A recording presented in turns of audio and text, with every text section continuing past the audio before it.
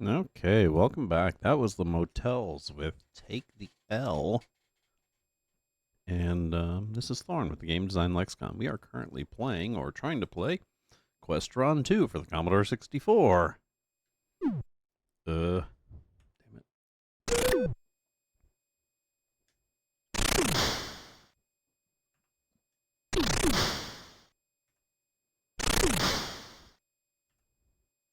And I'm getting my butt kicked.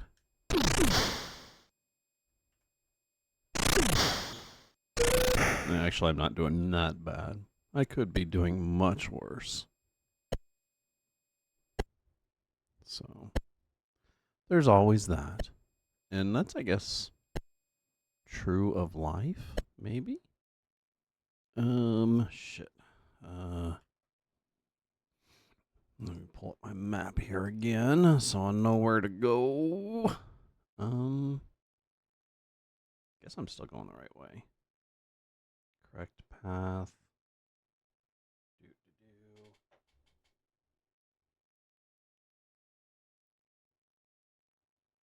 Okay, that's weird.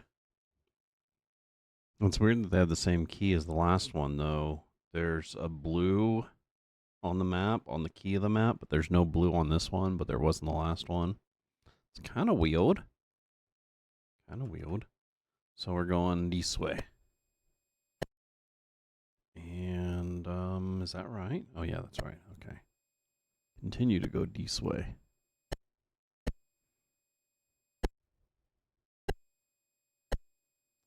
And, okay.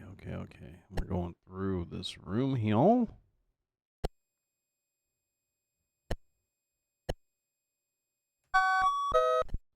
Hey, gold did I... Oh, wait a second. Never mind. We're maxed out again. Oh, you fucker. Waiting for me on the other side of the door. Oh, God damn it. Thank you. Okay, God damn it. I didn't mean inventory. I meant use. Let's keep that bread of life going here. Keep those hit points up a little. Okay. Now we have super long passage here. This literally runs the entire length of the dungeon. Oh, once I get around this corner here. There's like one little room in the middle of this. I'll look like I'm walking forever. Except when I'm interrupted by schmucks.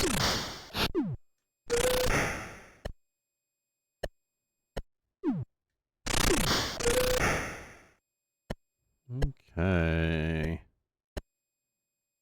So one little room in the center with a chesty. Don't know why I'm getting those still, because I can't use the money.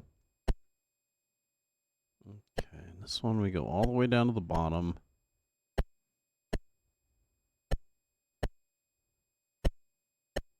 You thought I was joking, didn't you?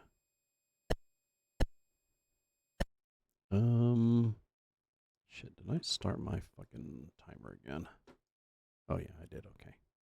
Just checking, because I forget a lot. Okay, so this way over. And into... Oh, this is a weird area. Excuse me. What are you doing there, Mr. Plant? Besides beating up on me. Okay, here we go. Hey, Talion, how's it going? Welcome to the stream. Not bad. I'm going through the second tomb. This game is really... There's a lot of weird design decisions that they made in this game. Oh, there's my black key. A lot of weird design decisions they made in this game that I don't really quite understand. Like, the first one only had the little, 3D vector graphics dungeons, but this one has tombs and dungeons, and the tombs are really weird because they're just these top view. They look just like a city map or the area maps, and except you're going through like these hallways and shit, and it's kind of annoying. But It's weird that these, like, so I've been talking with some guy on, in my YouTube comments, and we've been talking about these two games and contrasted with their competitors, which is a game series called Legacy of the Ancients. And it's kind of weird that these were more popular, because Legacy of the Ancients, if I remember properly, was just done well better. Now, the only difference is this, this game here was done by Strategic Simulations Incorporated, which was running off the high of their Gold Box series at the time. So they were actually a really prominent game company. While the Legacy of the Ancient ones, which I'll be playing after this one here, I'll be starting on the first Legacy of the Ancients game. The first one anyway was put out by Electronic Arts, so you wonder. But when you look at it, you can tell which ones have the higher budgets because these Questron games, at least Questron II anyway, was put out for like tons of platforms. It was ported to the from the Commodore 64. So it was the 8502 architecture originally programmed, so the Apple II and the Commodore 64, right? And then it was also ported to the Commodore Amiga and DOS, which I don't think the Legacy of the Ancients games, which again, Electronic Arts, for Christ's sakes, they weren't ported. They were only on 8502 architecture, which is really weird. Yeah, but, it's really weird because, like, at that time, that was when they were supposed to be at the top of their game, like when I was a kid, when I think of like all the iconic games that I played as a kid, a large portion of them were Electronic Arts, especially on the Commodore 64. If you ask me, I'm pretty sure that Electronic Arts made their name on the Commodore 64. They made their initial fame there. Strategic Simulations, of course, eventually fell off, and they're not even around anymore, I'm pretty sure, right? So, which is a shame because they had really kick-ass games. They were the I mean, if you wanted to play like a D&D-esque or a strategy-esque game, dude, Strategic Simulations was the way to go. They had some of the best board game conversions that weren't. Let's see, at the time, the only real competing company to Strategic Simulations was Avalon Hill. Yeah, and that's so. The Sims, if you ask me, The Sims is pretty much where Electronic Arts started falling off.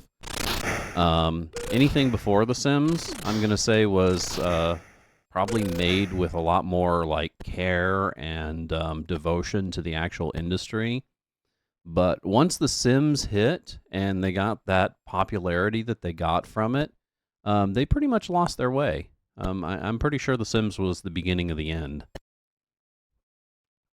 So yeah, but like I said, man, you go back to Commodore 64 games, and I can even remember like the presentation of all the games that we got. They came in these like really thin sleeves, almost like a mini record or something, right?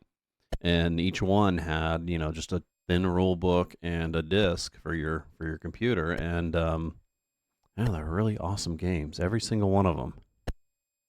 Like Electronic Arts always released games that were, I mean, they may not have been my favorite, but they're always notable, Yeah, exactly. And that's what happened is they got too focused on stroking. Ooh, burp. On stroking the Sims franchise. And then just to innovate, they started doing the lazy rich company's innovation, and they just waited until other companies developed innovative things and then bought them out and destroyed them. Like Maxis, for example, which I guess Maxis was the Sims original company, right? So, or at least that was what the early Sims games were on. The Sim City, Sim Earth, those were all Maxis, right? So, and this game has woefully too little noise, which I think that's probably going to be a theme for a lot of these Commodore 64 games. Yeah, no, it was Maxis, I'm pretty sure. I'm almost positive. Am I almost out of this fucking dungeon, dude? This dungeon is murder. Okay. Yeah, I definitely played my share of Sims games. Not The Sims, but Sims games. As a matter of fact, I think at one point in time I planned on having like a Sims marathon in here where I'd go through a lot of the old Sims games. especially like Sim Earth, Sim Planet, or Sim. There was Sim Earth, I think. Sim Life was another one. One of my favorites from the era was one called Sim Ant, where you simulated a ant colony, and it was really neat. The idea was to spread your ant colony all over the backyard of someone's house, and then eventually invade the house. It was like you were the red ants, and you were up against the black ants. It was a really, really interesting game. Probably one of my favorite Sims games, besides, of course, SimCity. And even SimCity has limited appeal, honestly. Especially if you talk about which SimCity. Like SimCity 2000, the original SimCity was good because of the time anyway. Now when you play it, it's kind of meh. But at the time, it was really awesome. And then the new SimCity is really good. Or no, not the new SimCity. SimCity 2000, I think, was a really good one. How much will you give? How about $275? Visit the Holy One. Okay. Come back later. Your mama, dude. These guys suck. They don't do anything but take my money. Okay, so now I got done with that dungeon, and I got the black key. So I guess the next question is, what's next? Next X, go to north room, north, intersection left. Fragrant herbs, go until a path back around, northwest, go to the next intersection. What the hell? They're actually giving instructions. Even though you have a map for the dungeon that you just went through, this guy's literally giving, like, fucking step-by-step instructions. You know, go down the passage, take a left, go down this room, take a right. Let's see. From there, go back. Is not trivial. Follow the winding path. All the way, and you're done. Well, you may want to go back to Landor now, speak to Mesron. Okay. So now I need to go back to Landor and speak to Mesron. Probably a good time to save the game, too. Oh, man. So, I hope your day is going well, Talion. I'm doing okay over here. Coffee's finally starting to hit, which is good, because god damn, I'm tired. I didn't go to bed until like 4 o'clock last night, as usual. Well, I guess that's not usual, but it sucked either way. So, no noise when you're flying on the eagle. I wanna fly like an eagle. The little pixelated water. I wonder why it has little green dots in it. Why couldn't they have put like cyan dots in it? Green dots just don't really seem as realistic. I mean, I know you only have 16 colors to choose from, but shit. I mean, they even put yellow dots on the green land. You think that would work? Shit, I don't remember what Landor looked like. After playing these stupid games, especially playing the first one and the second one back to back, you just kind of forget what everything looks like. Okay, Castle looks like it's in the same place, so... Castle Redstone. Well, yeah, but why green? You know, why not another shade of blue? It does have one more shade of blue, you know? Like, the cyan, like I said. Is that it? Yeah, I think that's it. Dismount.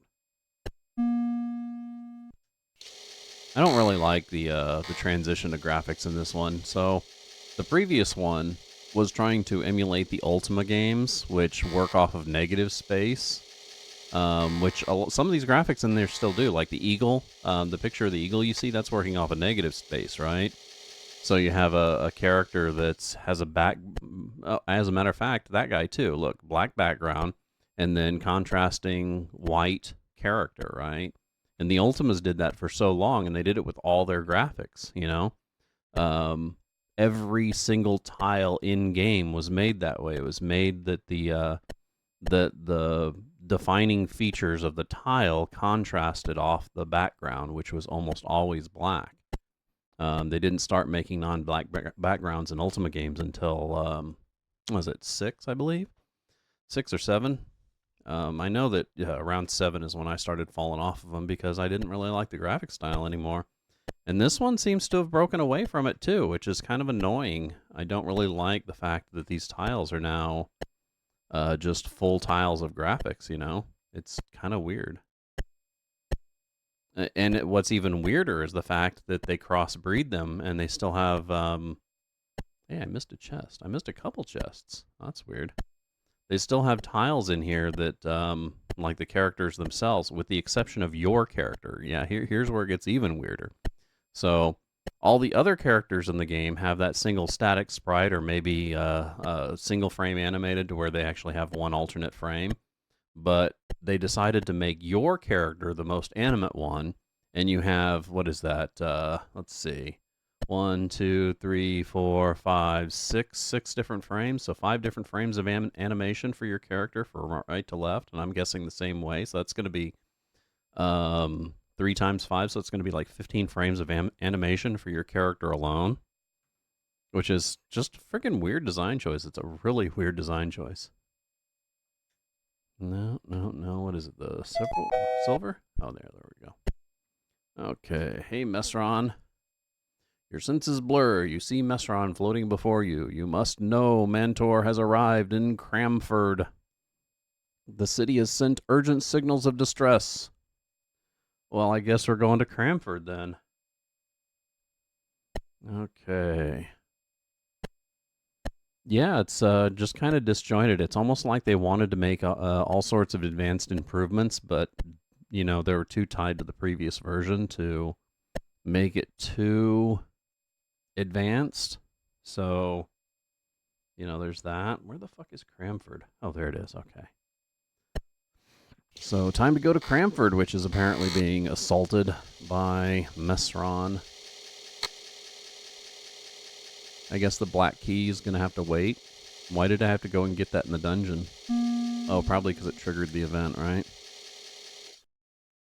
Okay. I wish you would have advanced me. That would have been nice. Okay, let's go into Seacrest. Let's see if they have any new weapons and armor. Maybe refresh our spells. Oh, wait a second. Spells are in the other town, though. In Longview, I believe is the name of it. Okay, we don't need any food. Yeah, I kind of understand now why I don't remember this one as fondly as the first one. A rapier. Don't I have better than a rapier? I have an axe. Screw that guy.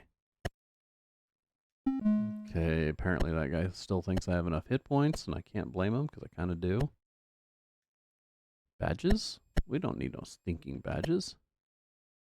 Find the maps. These guys are so annoying.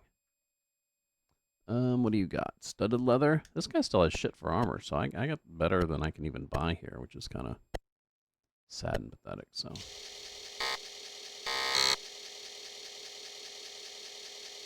Yeah, I'm definitely not enjoying this one as much as I enjoyed the first one, even though there are some things that are slightly better. Like I'm able to get to the 3D dungeons in the game, I'm actually able to get through a lot quicker because I guess they optimized them a lot better, which is nice. But it's also not nice that they chose to forego the 3D dungeons for certain dungeons, you know?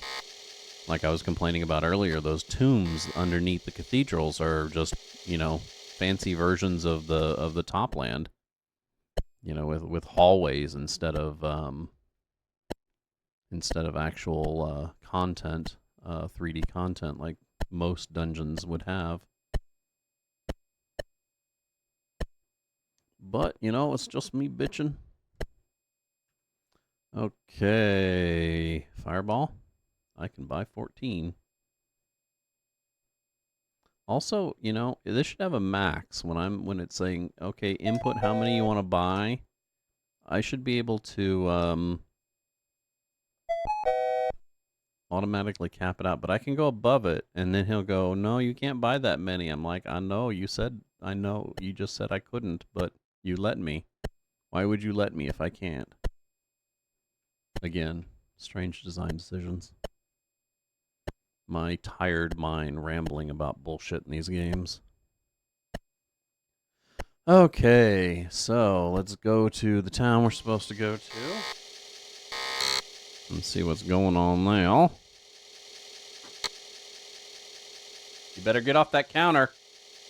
Get off the counter. Cat, get off the counter. God damn it. Of course that's gonna fucking happen. Give me just 1 second here.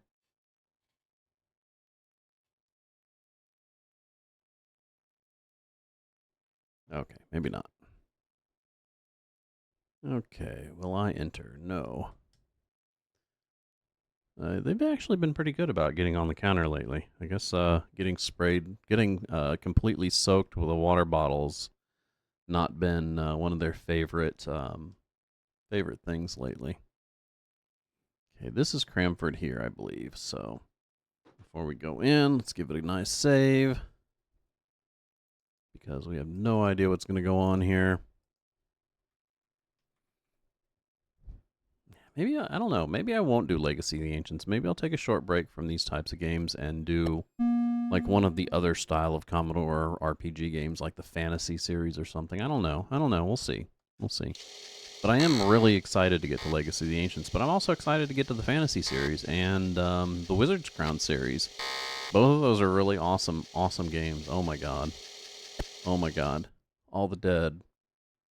There are dead people everywhere. I see dead people.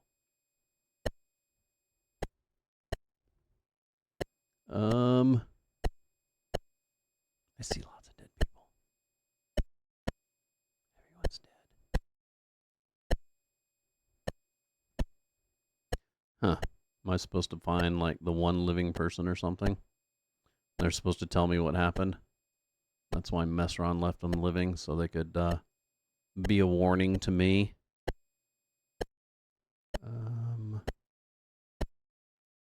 I definitely wouldn't be the banker.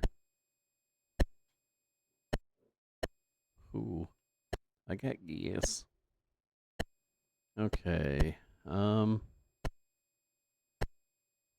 what am I supposed to do here?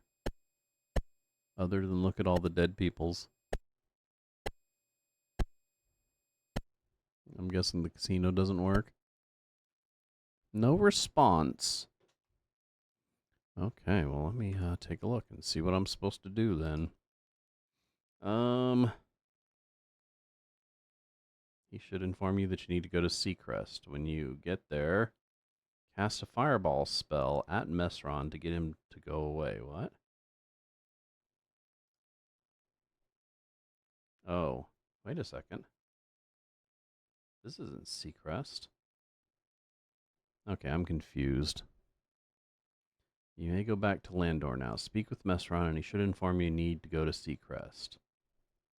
Okay, so I guess I need to go to Seacrest? I was just at Seacrest, though.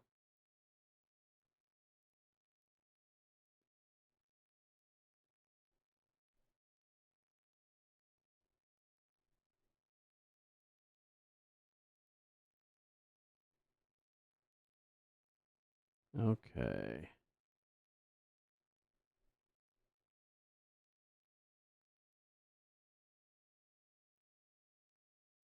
Huh.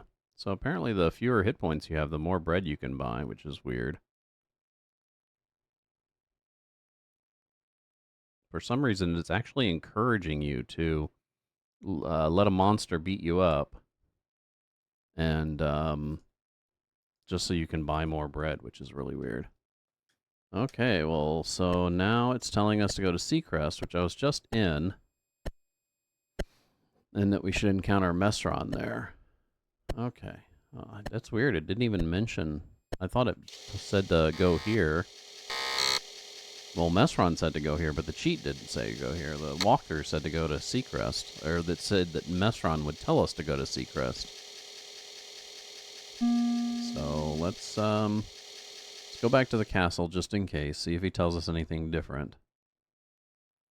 That's Seacrest right there.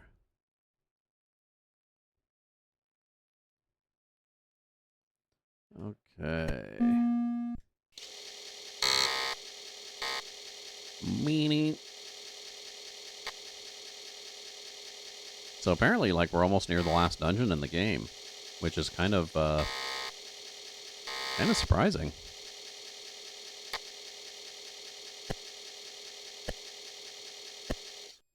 Which means I don't really think that this one was nearly as long as the other one was. But then again, it could be because of the dungeons in the other game were a little bit more consuming. Mantor is becoming more powerful. He is using his skills to attack Seacrest. You must arrive soon or all will be lost. Okay. Well, thanks for being helpful and for having me go to a town where everyone was dead first.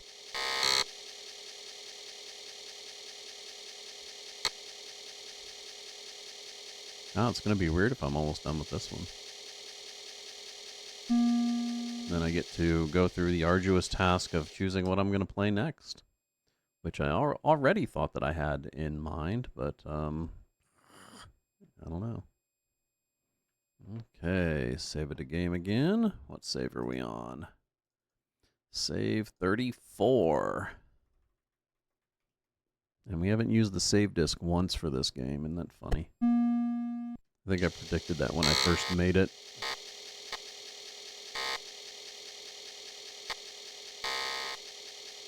Me. Come on. Load your butt off. Mantor yells, "Kill him!" Okay.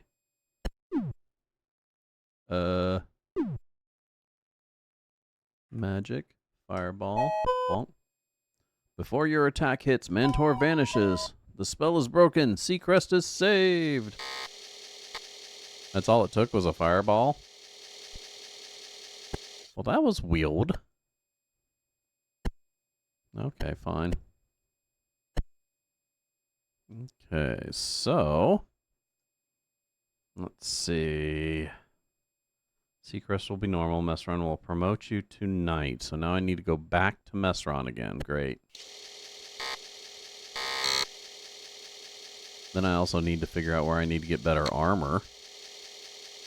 Maybe, because I only have chainmail. I'm assuming they have plate mail in this game, just like they had in the last one. And then I wonder if the axe is the best weapon. Because if not, then I'm going to need to do that too. Okay, dismount. Go away, Mavens. I gave it the office.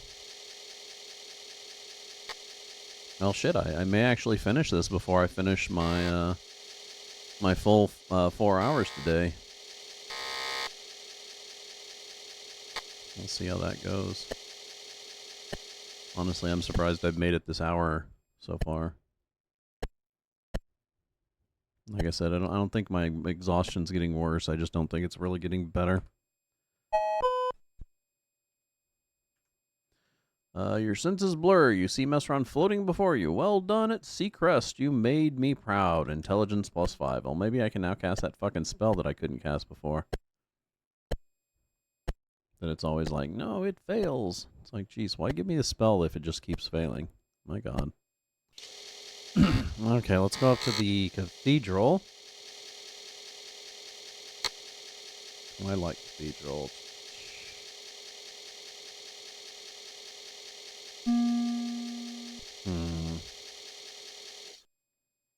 I don't know what this thing means, actually.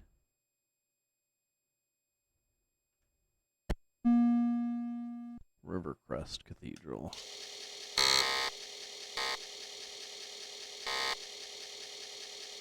Oh, I think I know what it meant. I think it meant because the entrance to the tomb is so close to the thing where you can just go in and out of it pretty quick. So, I don't think I can buy anything right now. I don't think this works right now. Oh yeah, no. 2 loaves. I can buy a whopping 2 loaves. So it's saying that I should allow the monsters to just beat on me.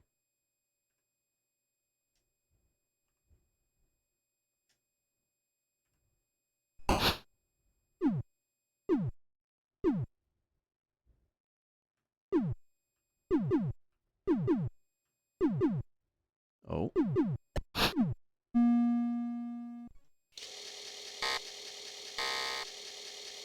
That was close. I didn't know they could block me from getting into that tomb. That would have been tragic. Hello? Oh, break time. That always freaks me out when that happens. Let me wait until this is done loading. Okay, pause it, and we are going to take a break. This is Thorm with the Game Design Lexicon. I am currently playing Questron for the Commodore 64. Wonderful 8-bit RPG goodness from back in the day. Strategic Simulations Incorporated, same company that did the old Gold Box D&D games. If you like our content, make sure you give us a follow down below here on Twitch. We do stream Monday through Thursday, noon p.m. to 4 p.m. Central Standard Time. That is GMT -6. If you can't make our live shows, by all means, hit us up on YouTube, where we post these VODs usually about a week after they air here. You can give us a subscribe over there, like, comment, hit the alert button so you know when new ones come out. I'm going to take a short music break. Our music for today is wonderful 80s goodness, The Motels from their All for One album. I'll be back shortly.